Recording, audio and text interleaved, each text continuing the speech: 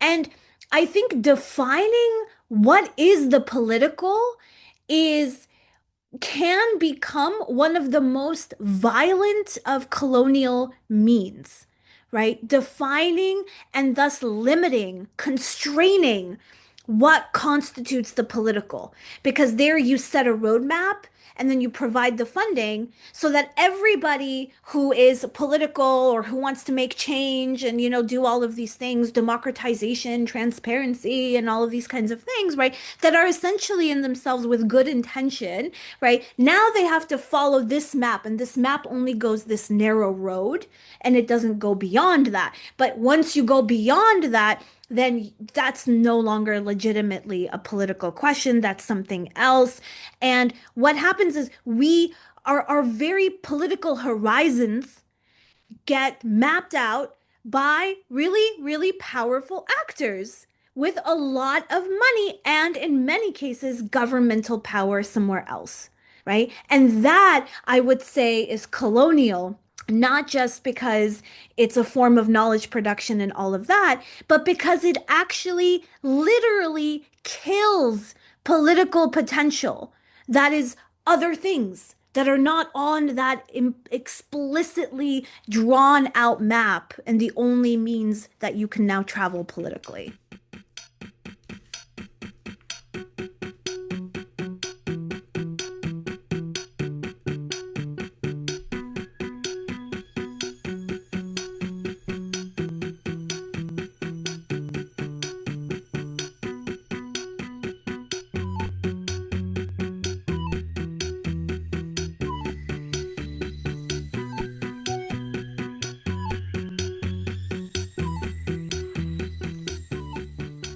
Hello, everyone. Welcome back to the Other Armenia's podcast.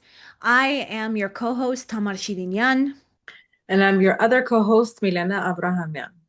So before we get started, take a moment, just stop, and I'm going to talk really slowly while you go and find that subscribe button. It's right there. If you're watching this, it's right there. Just find it. If you're not watching and you're listening, just go to your device and look for the follow or subscribe or whatever button there is on whatever app you're listening to us on. Just do it. Just subscribe. You will be notified when we have episodes and you will help us in the algorithm. Like this video if you like it, dislike it if you dislike it. Also comment and share with others, share our channels and share our videos with other people so they can also tune in. We do not have a guest today. It's just Milena and I.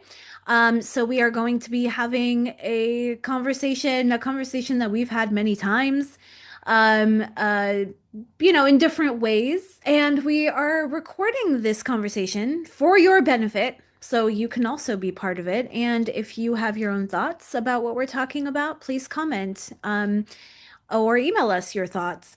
We are going to be talking about the question of the political and political orientations in the post-socialist region, but of course, particularly in Armenia, in post-Soviet Armenia, and in the wider South Caucasus, where there are a lot of relationships and a lot of sharing of resources and of ideas, and people are constantly meeting and convening from the region.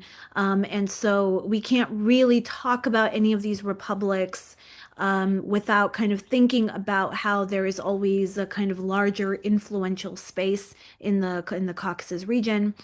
And so we will start with the question of what is it that the political wants? What is it that the opposition wants? What is it that protesters, people who are politically active in the grassroots in this region want? And I I don't think think it's easy question to answer. I think it's also very loaded what some of these words that you said mean when we talk about the region, when we say the political, the opposition, when we say protesters, when we say grassroots, like these are very loaded words, and the different people like looking at this question from different perspectives can see it in a particular way. And I would say that mostly would see it in a singular way. And I'm saying this also reflecting on when you said about the region of sort of like of meeting, people meeting and sharing of resources, sharing of ideas. And I was thinking, interesting, yeah? Like when we talk about ideas, whose ideas are we sharing and have we been sharing all of this time? If I reflect upon my own journey of the political in the region, I mean, when it comes to Armenia, it's really intertwined with the region since the beginning that I've been involved since 2010. And it's always been intertwined with Azerbaijani and Georgian somewhere meeting with the Armenian. There have been so many different projects, meetings, gatherings, trainings, camps, you name it, that I've been part of that have throughout the years. Less so in the last 2 years, let's say, because so much has shifted in the region, but also in the world. But throughout all those years, initially I was younger and I was just, I had my kind of ideas that were coming from my own kind of participation in certain movements as a university student as in the US, in New York City in particular. That's where I kind of came to feminism. That's where I came to anti-racism, anti-police brutality. That's where I came to pro-Palestinian movements. And I'm just talking about all the different things that I was participating in as a young activist in New York City, and how all of those things were really like, and in the student movement as well, and how all of those, so many, like I was making the links and the connections with uh, why it's important for us to protest police brutality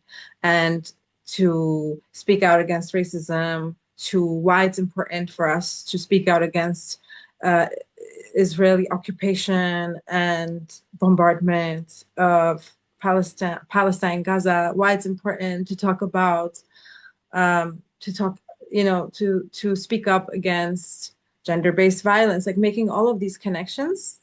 And then coming back to Armenia in my 20s and seeing what's here, what's already here, which in that time was really like more of a kind of feminist consciousness, let's call it, coming into being around the question of gender-based violence. And so through that, there were groups that were connecting across the region, but they were being connected, which I think is wonderful. That's resources were being placed to connecting women in the region. And then I think about, yeah, like it was both through, okay, women's issues and then also peace, a larger thing of peace building, or sort of, yeah, like kind of trying to create peace. And most of the time it was European or US funded initiatives that through which it was possible to connect with others.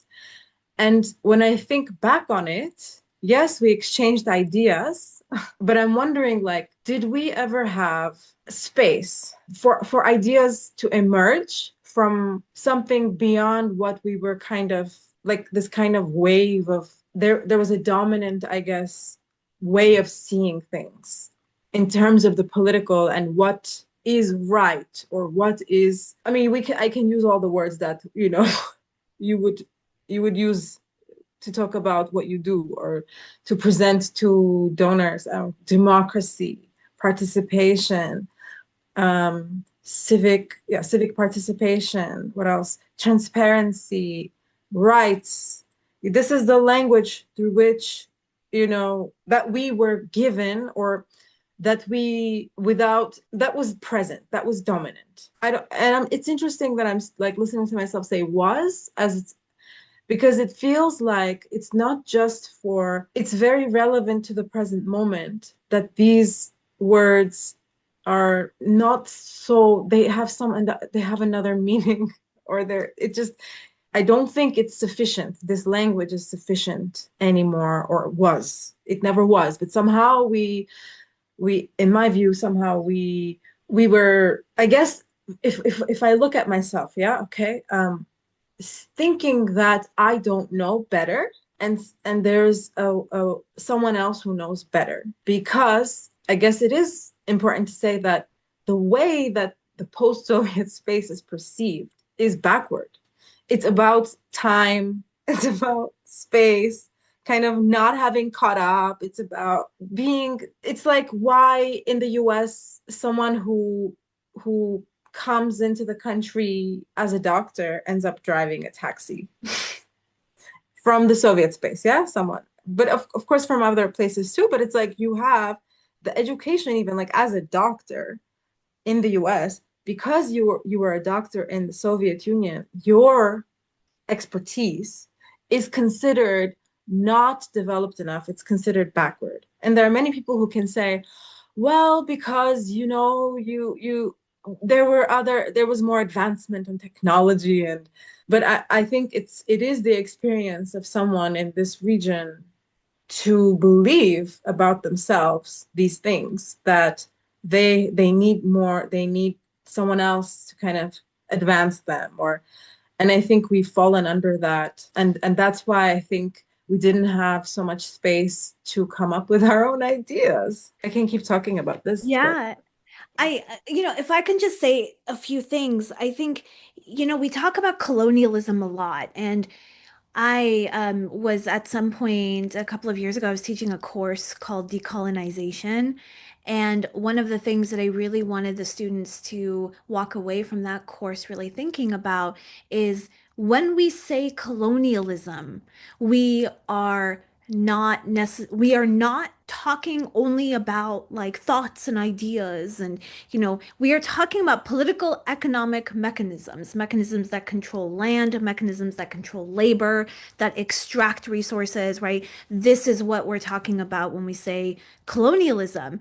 But there are also, so there's colonialism as a way of actually commanding land and labor and all of those things, and to extract those things from the periphery to the metropole. And that's something that is central to that is what colonialism is.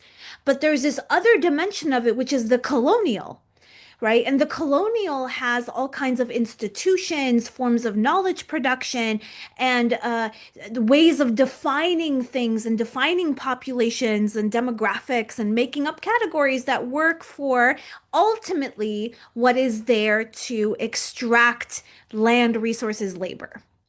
And what happens now, I think, in a lot of not just academic production, but also in a lot of like activism, is the conflation of those two things, as if ideas are the colonialism, right? The, decolonizing our minds and all of these things become what the colonial is and ends at, right? So if our culture is taken from us, or if we are forced to think in other ways or forced to speak another language, like that is colonialism.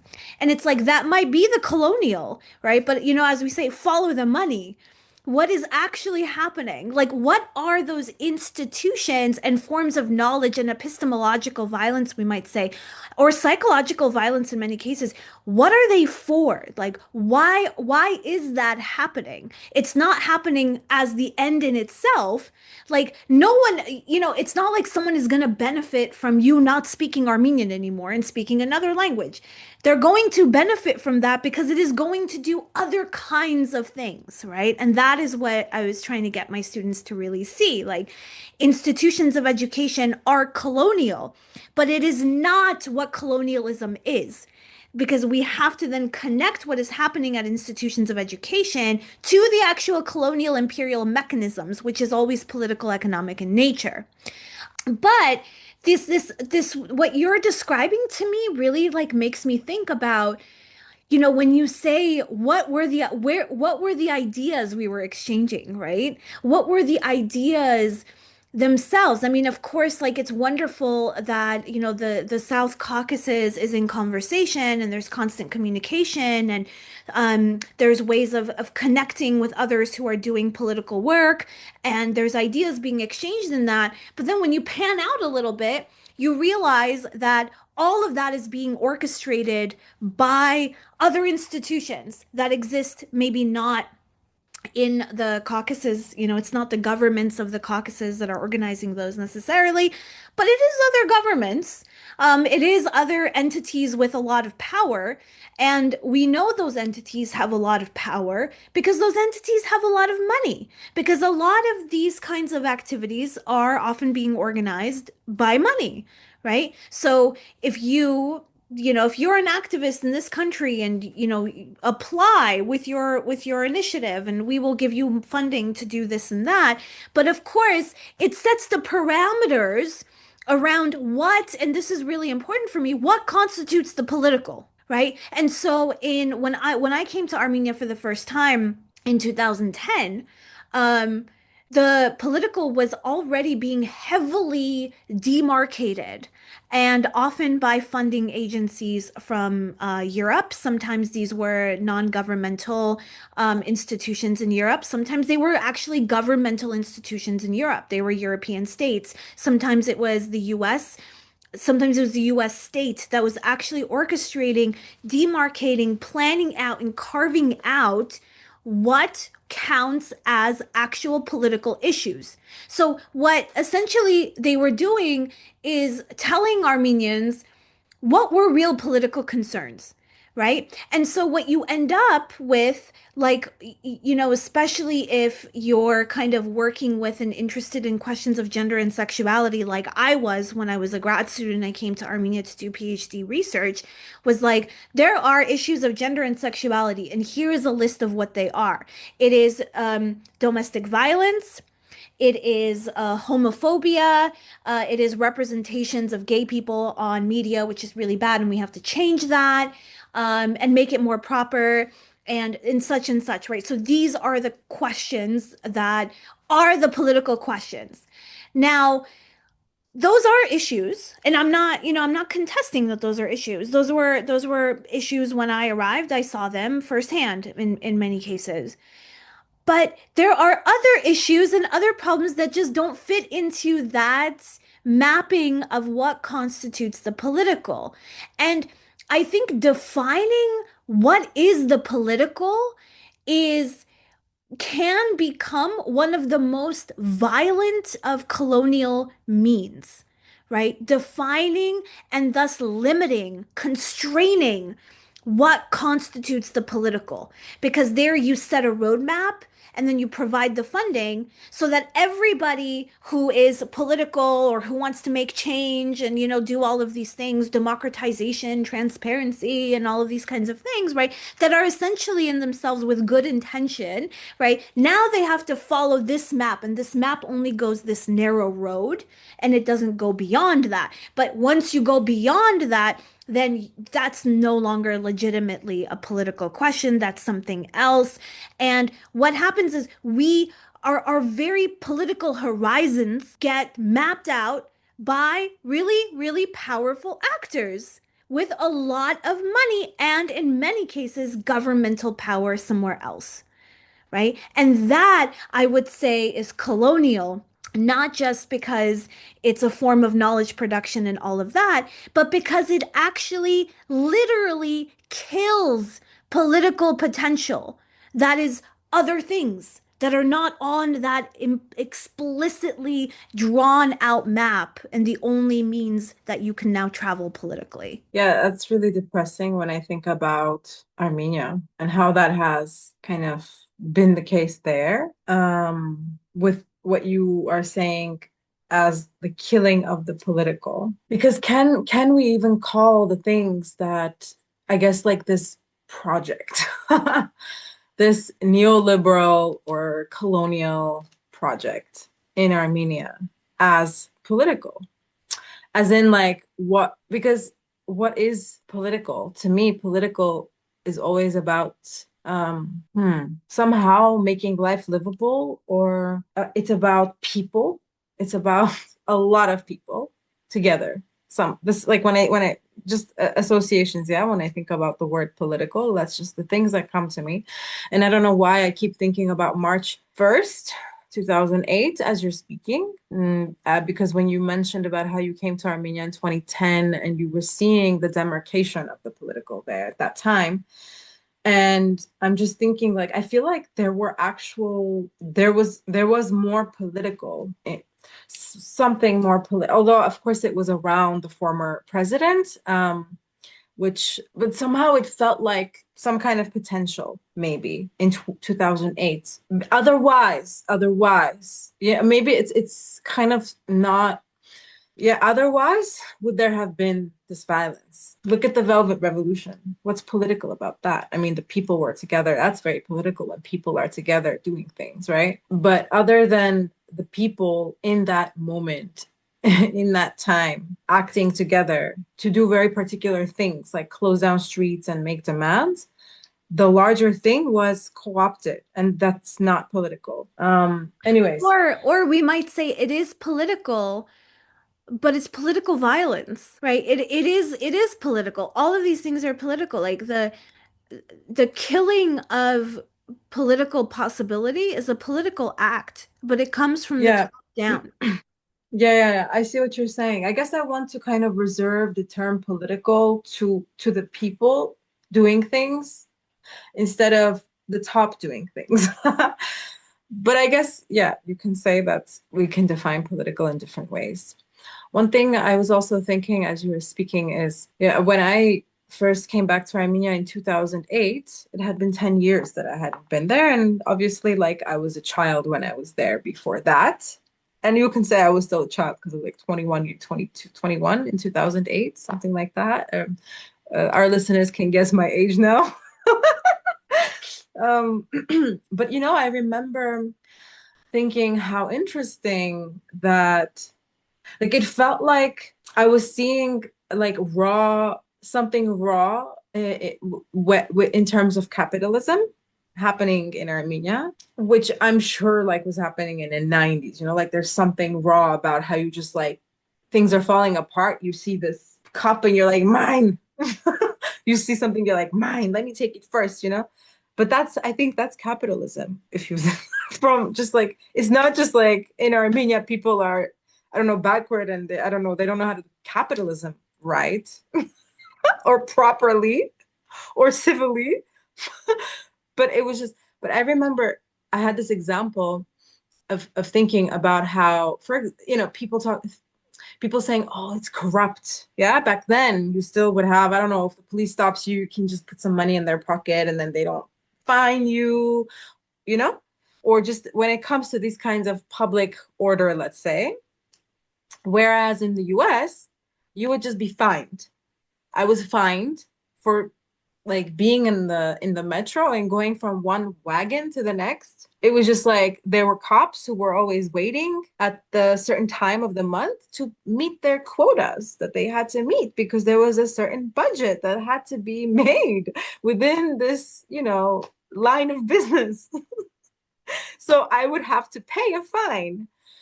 So how different in my brain, I was like, okay, so this is just a legal form of like paying a fee. Okay. We call this civilized, but it's barbaric because you have a quota and you're literally hunting for people to do something small wrong. Like, I don't know, I would be working late at night and I would get on the metro at like 2 in the morning. No one was in the there was like three people in one wagon, okay?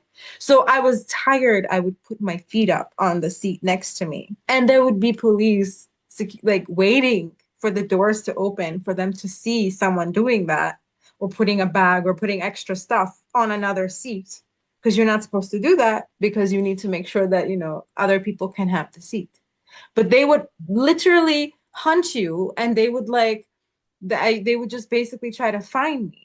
There was like an episode where I tricked the police officer because it was like the middle of the night and like they didn't even enter the wagon. And they were like just gesturing for me to come out. And I was like, oh shit, I'm gonna get fined another $50 now. And I'm like on my way home, I'm exhausted from working on my feet all night. And I literally made the impression that I'm taking my bags and I'm gonna get out. And imagine I have to get out at 2:30 in the morning, and God knows when the next train is coming, and I'm 20, 21-year old, 22-year-old woman in New York City. And I would slowly like approach the doors until they closed. And then I would duck down. But you know, what I'm trying to say is that now what that sort of, I guess, this project, this political project, if we're going to call it a political project of what these other governmental uh, projects were basically doing in Armenia with through their democracy and transparency. Oh, like we're gonna like make sure your country is not as corrupt.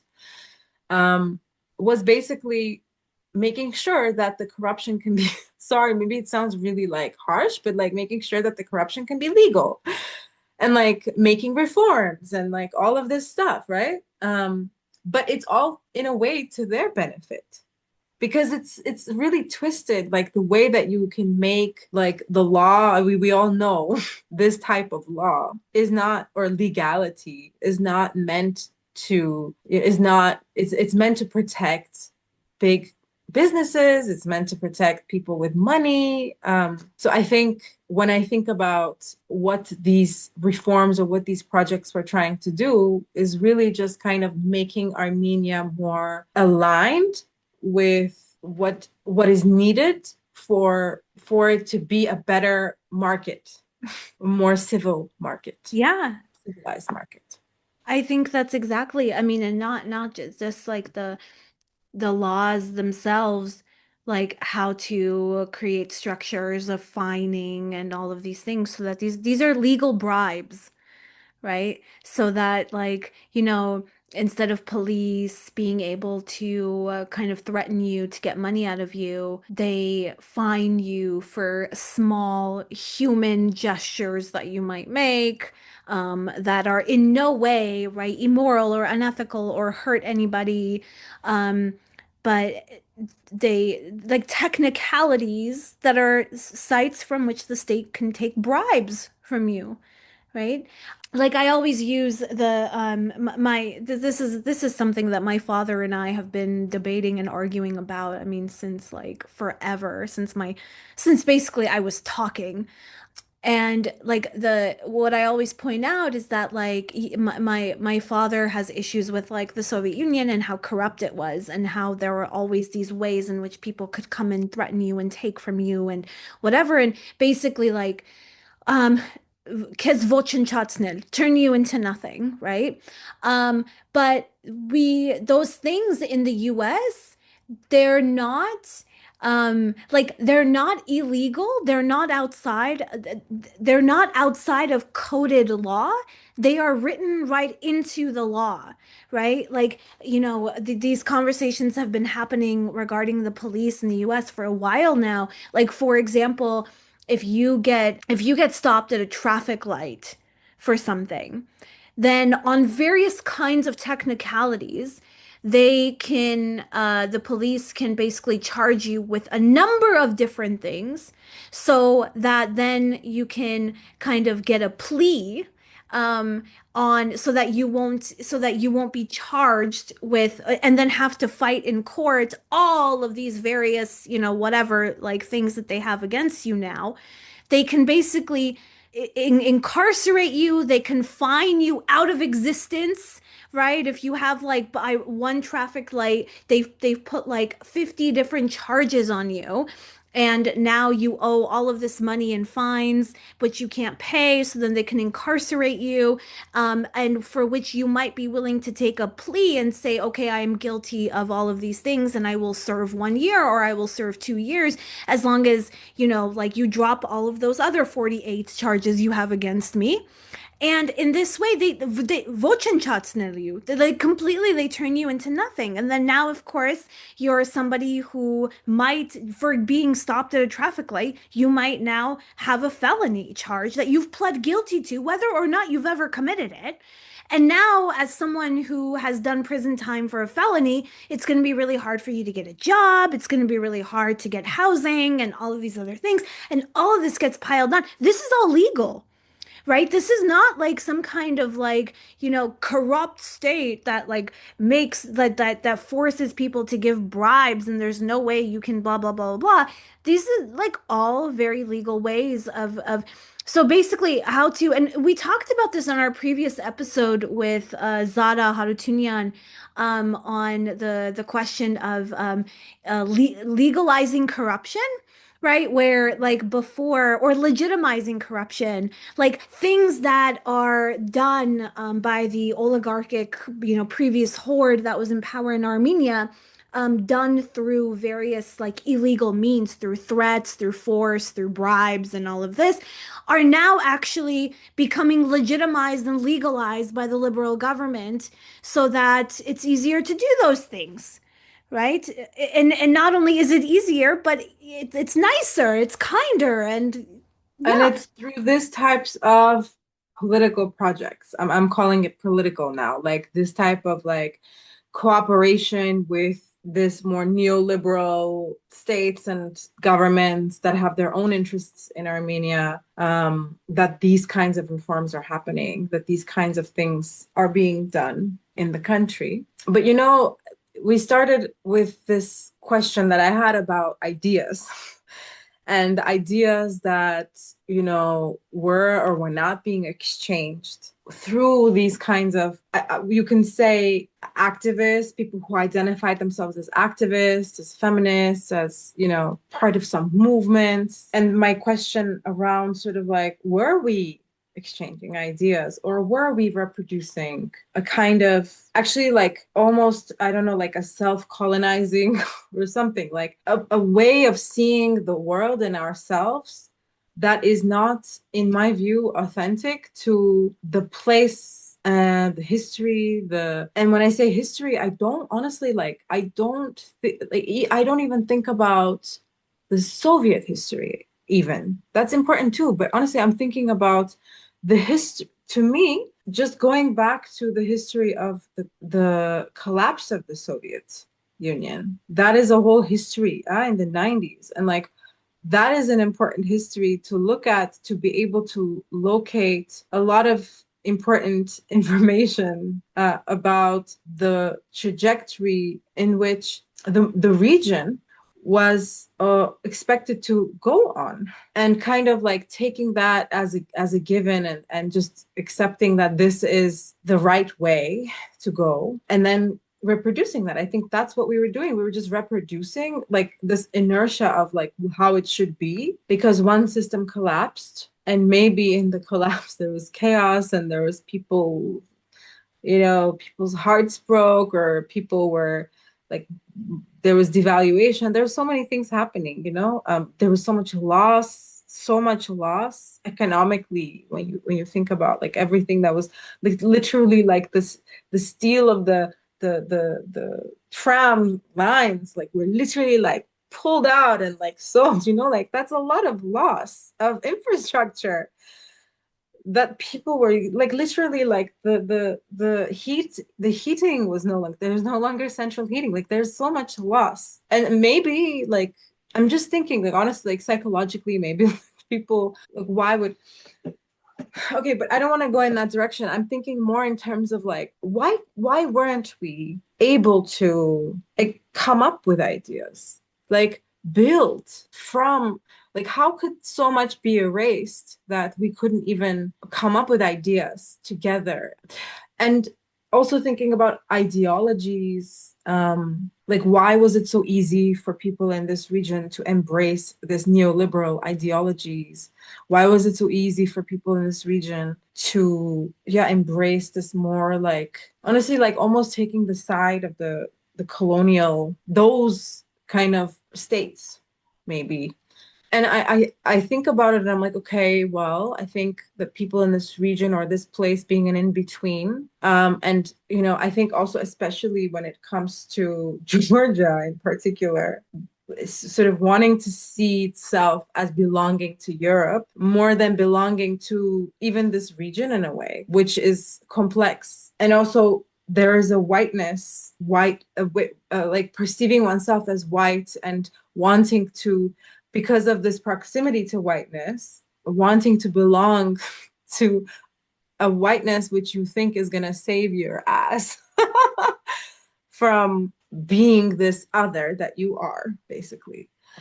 So it's disturbing to me that we weren't able to, I'm saying we because I'm part of this, region, able to align ourselves more with other others. And we're more like pretending as if, there is no Soviet legacy of non-Western states kind of being in relation with the Soviet Union for their own struggles and against colonialism.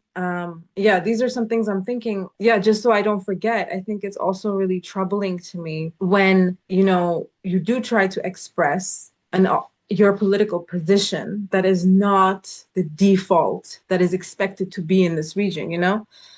All of a sudden it becomes personal. People, I know people who think that I'm aggressing them when I'm very much like seeing something and I'm like, okay, I'm in this space.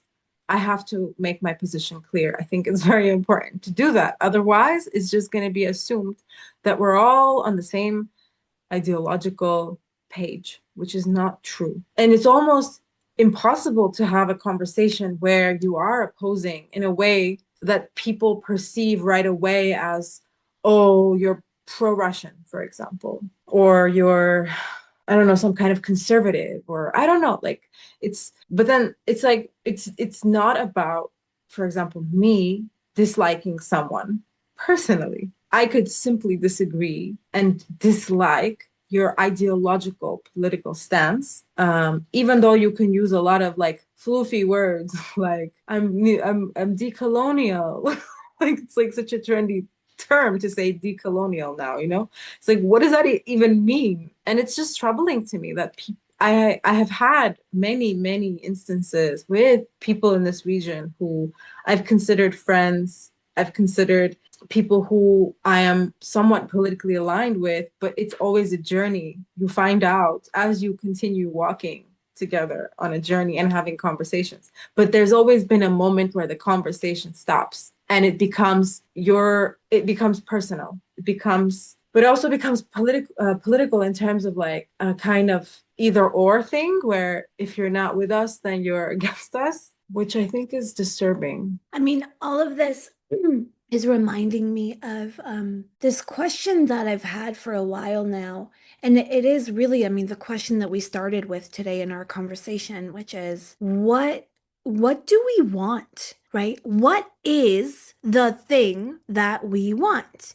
Because we've been talking about the political and we've been talking about various kinds of political struggles that exist, opposition that exists, protests, right? These are all, of course, as you pointed out, like really loaded questions, and I agree with that. But we've seen a lot of different protests, massive movements, right? In Georgia, in Armenia, not so much in Azerbaijan, which, is a state that works slightly differently than, Georgia and Armenia. But like we saw in Armenia, the so-called Velvet Revolution, a massive protest movement, and we've had an episode on this before with Markad Melkonyan. And listeners, please go and listen to that, as what I'm about to say maybe might make a little bit more sense. But it's like when you step back a moment and you think about revolution. Now, if we're actually talking, and I am no, there was not a revolution. Okay, again, listener, go back, listen to that episode with Markar Melkonyan. Not a revolution. But if we want to call something a revolution, and we're talking about it as like a major social movement that, blah, blah, blah, what did it want? Right? What was its impetus? What was the ideology that undergirded that social movement or so-called revolution? What is the political horizon? And we can ask the same question about just that, but a lot of like various other social movements and things that are like even things that are very large and things that are very small, right? Things like from the question of, as small as the women's movement, which, in Armenia is very small, still to this day. and not still to this day, as in Armenia is backward and whatever, but because there was so much breakdown following the Soviet Union. So many women's rights were just squashed. So much headway that women had made in the Soviet Union were completely destroyed by the what I would refer to as the counter-revolution of the breakup of the Soviet Union. But there doesn't actually seem to be a political horizon in any of these things. And by political horizon, I mean an imaginary of a world, right? What kind of world do you want? Why are you struggling? Right? Now, if it is to, like, for example, in the so-called women's movement in Armenia, often it's something like, we want to pass a domestic violence law. Okay, like that's not a movement. That's a reform. That's like literally bureaucratic work, right? That's what bureaucrats do. They reform laws. It's like, okay, fine. You want to do that. But what is your political horizon? If you are a political actor, if you see yourself as someone who is acting politically in their given socio-political economic context, what do you see in front of you? What are you working toward? What are you moving toward? And in this post-socialist space, and I will say this not just about Armenia, I will say it about the post-socialist region writ large. I will say it, this goes to Armenia, to Georgia, to the larger South Caucasus, and to Eastern Europe and to Russia, to the entirety of the post-socialist world, is that there is no political horizon because there's a sense of ultimately justice, right, that is located in political economic realities, political economic equality. That is something that we all want, that we all should want. We can argue that is something that most Armenians generally want, is socioeconomic equality. But when we approach that question of wanting a future where there's socioeconomic justice, it looks too much like socialism, right? Because ultimately it is like socialism should be the political horizon. Socialism is the other of fascism, of capitalist exploitation. It is where we should all want to go. But in this part of the world, we cannot see that as where we want to go because there's always that objection of, well, we've already been there and that didn't work. And I have, so many qualms with that sensibility, right? Which is absurd to me, and for various reasons. First of all, who says it didn't work? And second, if that didn't work, which was a very particular experiment with socialism, what makes you think that socialism itself is a failed ideological project? And I will add another question to that. If it is not socialism, if you are not working toward a socialist future, a socialist reality, where people are not being exploited for their labor, people are not being exploited based on their gender or their race or their sexuality or whatever it might be, right? If you don't want a future that is just and equal for everybody, a communal sensibility that is shared amongst humanity, what are you doing? Right? And this is like, there's this kind of like, we are critical of capitalism and we are critical of imperialism and we are anti-war and we are all of these statements that come out of the grassroots political in this region. And I've seen so much of it in Armenia, right? Almost every group will claim that they're against capitalism. Every group will have some kind of critique of neoliberalism, right? But no one wants to take up the mantle of socialism. No one wants to actually put forward what world they imagine where capitalism has been defeated. What is that world? And I beg you, like someone, please tell me, right? If you are an activist and you are, you know, problematizing neoliberalism and war and imperialism and colonialism and you're decolonial and all of these things, what do you want? Right? What world do you want? Because I bet if I asked you, right, are you a socialist? Do you want socialism? You will say no. And if it's not that, what do you want? This is a great moment for our listeners to comment. to answer to the question and engage with us.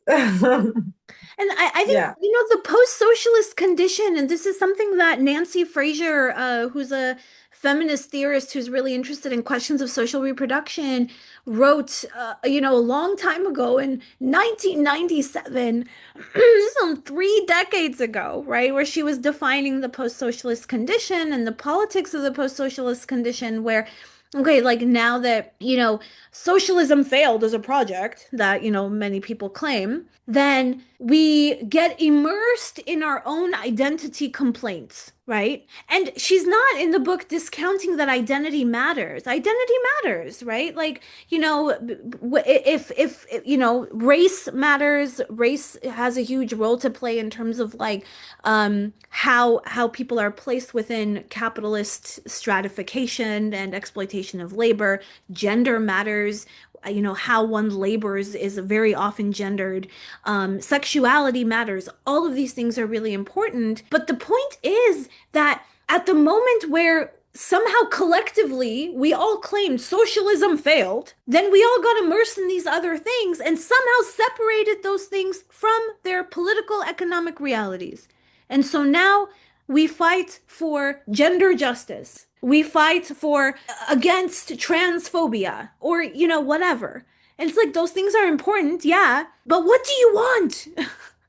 What are you doing? What do you want? What's scary to me with this kind of, I guess, siloed kind of demands or movements is that, like, there's such simple things that make it possible for us to live every day. Just simple, basic things that I think it gets kind of like sidelined, I guess. And honestly, like, it's not even about your rights, because then also like this human rights discourse took it and sort of created a whole thing around like the right, everyone has the right to clean water. Everyone has the right to like, these things and it's just basic things.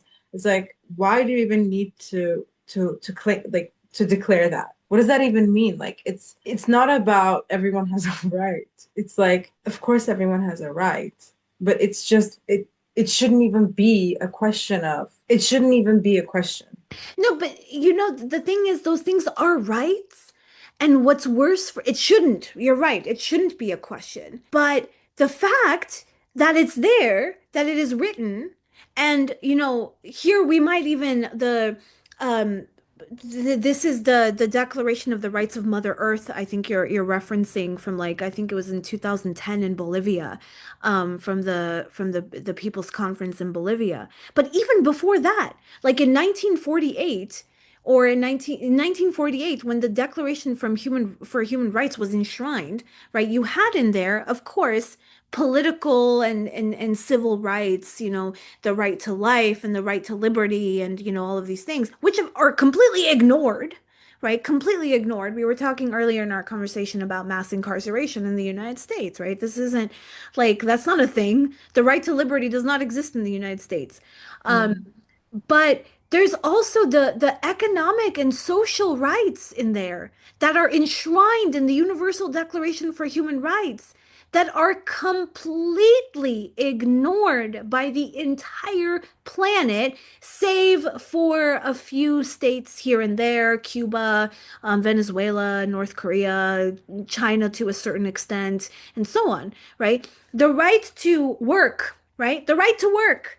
Who in Armenia feels like they have the right to work? Who in Armenia feels like they have the right to get employment, right? When I was doing research in Armenia, that was the biggest issue that people talked about is that because of the deindustrialization that you talked about, where, literally factories were being stripped of the metal that made up machines or like the glass on factory, like, building windows, right? This deindustrialization led to massive unemployment and people just couldn't find work and everyone was either unemployed or felt severely underemployed, right? And we don't have the right to work, the right to housing. That's not a thing, right? We don't have around the world. I mean, who feels like they have the right to housing? Certainly not in the United States and less so in Armenia. right? That is not a right, that it's there, it's enshrined, but it's Yeah. actually not. And the only reason why we even have those rights enshrined in the Universal Declaration of Human Rights is because of the work that the Soviet Union did, that pushed and pushed on these questions. Right? That if you are now enshrining what are human rights and defining what those are, what about these other things that also matter, right? And of course, the Soviet Union did abide by those rights, the economic and social rights, but nowhere else in the world, including in what is the post-Soviet world today, are those rights, they don't matter. They don't matter, and they should. I'm not a liberal, but they should matter, right?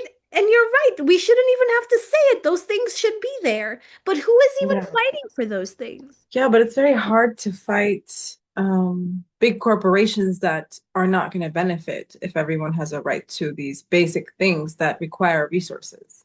That why would governments that are basically like aligned with big corporations and try and basically doing everything? Like I feel like governments function for big corporations basically to exist and to continue exploiting, you know? So of course, if we're expecting governments and these kind of like bodies that create laws to take care of people, it's just not going to happen because it's not in the interest of it's really it comes down to resources, and it comes down to kind of redistribution of resources in like ways that will allow for everyone to kind of, I'm not even going to say benefit, I'm just going to say for everyone not to feel a lack of housing, lack of food, lack of clean water, lack of basic things. But it's not in the benefit of the, actually it's yeah, it's about the, I will use the benefit word for the corporations. Like they're the ones who basically get to have the benefits, not the actual people, which is sad. But yeah, I think, you know, there's this coming back to the region and sort of what we started talking about and sort of what people want or what we want here, I guess. It's interesting to me that anyone would think that, I mean, we can have, I guess someone can I guess we can have a discussion, I don't know.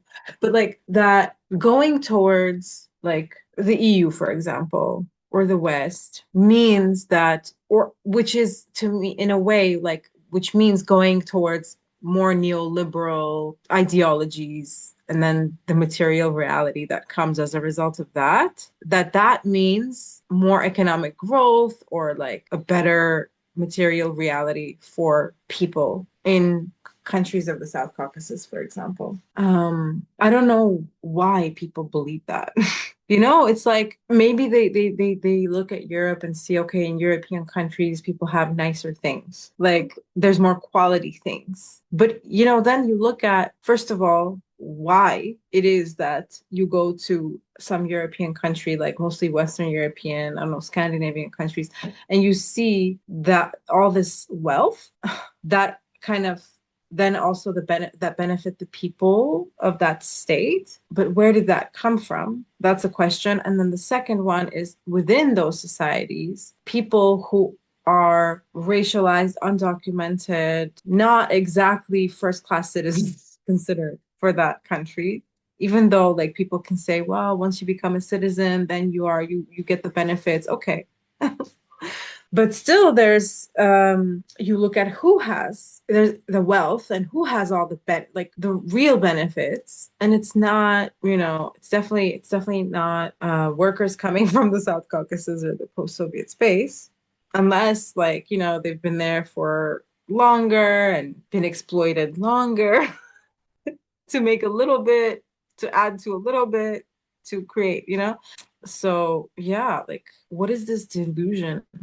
You I know, don't get it. it's central to how imperialism functions, because it's not just like we were talking earlier about like actual colonialism and then the colonial, which includes the knowledge structures and all of that of empire. And it's it's important to note that, like, while, people in Europe, citizens of Europe, or maybe even non-citizens of Europe, like residents, people who live there, as well as, in the United States or in Canada and North America, might think that their worlds, their lives, their countries are superior, right? Because look at all those, like, as Trump put it once, shithole countries, right? And how bad things are over there, right? That somehow our way of life, our culture, our technologies, and all of those things are just better. And that's why we are living better than they are over there. And that allows, people in the heart of empire, in the metropole, to believe they're in their superiority, in their supremacy, right? Which is always connected to white supremacy. But it doesn't just work on the metropole, it works in the periphery as well, right? People in the periphery also come to see those differences and come to associate things that are good, things that are working, things that are practical with the colonizer. And this is something that Frantz Fanon did a phenomenal job in laying out, right? Where he writes about how for the colonized wants the life that the colonizer has. And the main kind of preoccupation of the colonized is not the necessarily always the kind of exploitation that they face from the colonial encounter, but rather I want those things. And if I can't have them because you won't let me have them, then I will get them through other means, through violence, for example. Right. And this is where, like, colonial violence, which takes the colonized as its object, also produces a kind of violent subjectivity in the colonized. Because the colonized sees all of those things. Why do you get all of these beautiful houses with white picket fences and all of these, like, televisions and washing machines and all of these, wonder cars, while I live a pitiful life? Why? I want those things too. And where that logic, of course, operates is that the colonizer has to constantly obfuscate the reality that the reason why I have what I have and you don't have what I have is because I take it from you. Everything I have is stolen from you, right? That's the reality that you cannot openly talk about. You can't discuss it. And, we're seeing that openly discussed more and more today. But that's the disturbing part to me is that do people of this region want to be the colonizer, want to be the one who takes or have these aspirations to be that? Because that is what's disturbing to me in term when we talk about ideologies and like what is the political for us. It's disturbing to me if all these years that people who have been doing activism, calling themselves activists, has been about aspirations to become the colonizer. It sounds very like dramatic and like harsh as I say it. I'm sure that we can soften it and like I can use other words to say it, but I don't know what the point would be to kind of like hide this way of if this is the case, because that's what I'm left thinking is that, and I do connect it to proximity to whiteness and the possibility to be supremacist, basically to belong to white supremacy, as people in a region that maybe not all like have similar privileges to belong to that. But yeah, I think that there's this aspiration which disturbs me. And I'm like, okay, so then me being from this region and someone else being from this region who has this type of ideology, we have nothing in common. Being from this region does not make it that we have something in common. And I want to have more connections with people who are struggling against these things. And I find that I could have more things in common with people who are struggling against these things than with people who are just fighting or like aspiring to this type of their whole ideology is in a way coverted, wanting to belong to the colonizer class. I don't know. And I think that this needs to be clarified when we ask about what do we want and what is political and what are people's ideologies. And honestly, it cannot turn into a personal thing of like, you're, being aggressive or you're harming me or this kind of like language of You're a bully. like very liberal kind of way of just dismissing or like hiding and kind of like doing this thing with like not stating what is your political position, where do you stand, and asking this question of what do you want is key to get there. Yeah. And to go back to the question of like, do they want to be the colonizer? I think yes, but I don't think that that's a conscious choice. Like it's not like, these activists or, whoever like wake up in the morning and thinking like, I so much wish I could be like those colonizers, right? But there's an identification with the colonizer that has been obfuscated. Like they don't see it. They in fact their entire agendas and platforms and whatever are decolonial. And I think here part of I think what we wanted to talk about today is the whole kind of question of Russia in the political sphere in Armenia and beyond in this region where Russia has become the colonizer par excellence, the most horrid, the most horrifying, you know, uh, demon that we must cast out. And Russia colonizes us and is has always colonized us. There's this whole thing where there's like a whole collapsing of history that happens where Tsarist Russia and the Soviet Union and today's, what neoliberal hellfuck that is Russia, like all become one thing and they're always terrible and have always been. Um, and I think the lack of clarity on that issue, on first of all, on the lack of clarity on the history of, Russia, and the fact that like the Soviet Union wasn't itself an anti-imperialist, entity, and the Bolshevik Revolution was an anti-colonial struggle. When we forget all of this and the fact that the Caucasus were so central to go back again, I'm going to cite another one of our episodes with Dr. Ronald Suni, right? And the Baku Commune.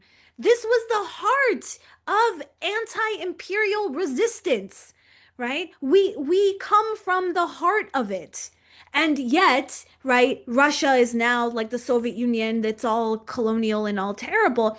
That in itself, it's important to note, serves the colonial agenda, right? That in itself. And this is, I think Russia certainly is colonial. I think Russia certainly is an imperial force in the Caucasus. There's no question about it, right? When you look into, for example, we were talking about labor and resource extraction and land.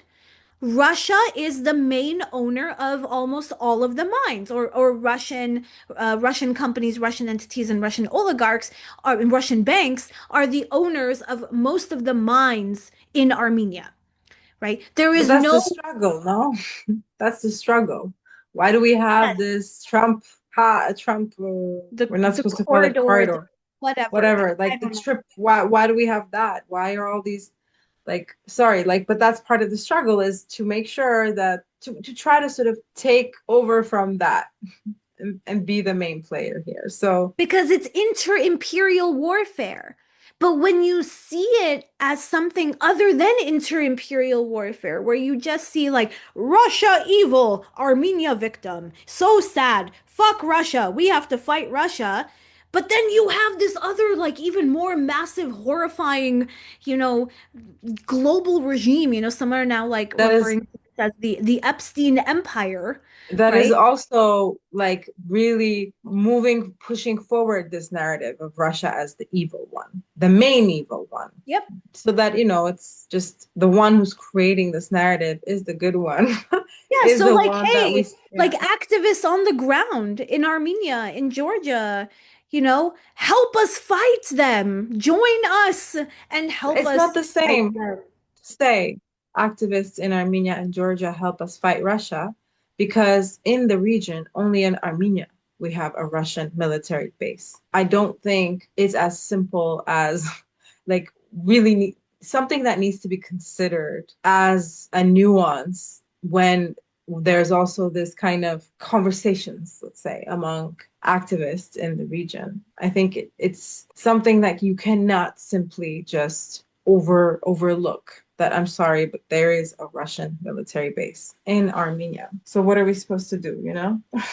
I mean, Yeah, it's and just a there's nuance yeah. that is important.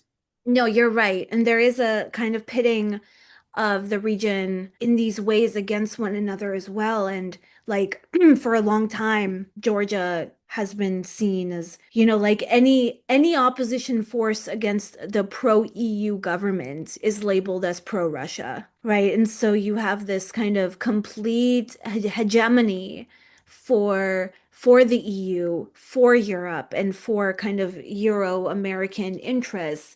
And any divergence from that then means that you're pro-Russia. And of course, no one wants to be pro-Russia because Russia evil and whatever. And of course, Georgia has done even more of like a revisionism of their history where they have like a whole museum, like the Museum of Soviet Occupation, right? And this like, and it's like, it's absurd. It's like completely absurd when you think about like, the role of Georgia in the Soviet Union, Stalin, like it's so insane for me to think about. Anyway, and there's a podcast, is it Reimagining Georgia? But I mean, I think it is like to add to the nuance, I think it is important to consider that Georgia does share a border with Russia and has had, their own kind of experience with aggression from Russia. So that is another nuance, like there's these different. And again, I'm not denying Russia as an imperial force or Russia as even a colonizing force. But Russia today is a post-Soviet republic, just like Georgia, just like Armenia, right? But to take that and then collapse all of Soviet history into that is just like Yeah, yeah, for it's sure, I it's agree. it's absurd. I mean, it's absurd at best, actually. And it's in total bad faith at worst. The podcast I was mentioning is Reimagining Soviet Georgia, and it's a really excellent podcast that, opens up a lot of questions about the history of Soviet Georgia as well as the legacies of that history in contemporary Soviet Georgia, post-Soviet Georgia. And I just want to add like a nuance of Azerbaijan here and their way of relating with Russia connected to as the only country state in the region in the South Caucasus that has oil, and that plays its own role when it comes to how Russia and Azerbaijan relate. So there's like, like when no, I'm not gonna even make this joke. Okay, let's just keep going. I think it's always interesting when the two of us are having a conversation for like some people to engage in that with some comments and just letting us know what you think about this conversation, what you learned, if you learned something new, if you agree, you disagree. And maybe you want to be a guest. Yeah, Come on. it's true. And we would love to have conversations with others. So come on, let us know in the comments or email us. We would love to hear from you. All right. Thank Thank you you. for being with us. And thank you, Milena, for the conversations as always. Same to you. Don't Uh, forget to subscribe, to like, to comment. yep. And join us next time. Thank you all for listening, for tuning in, and for listening to the end. We will see you all soon. Until next time. Bye Bye. bye.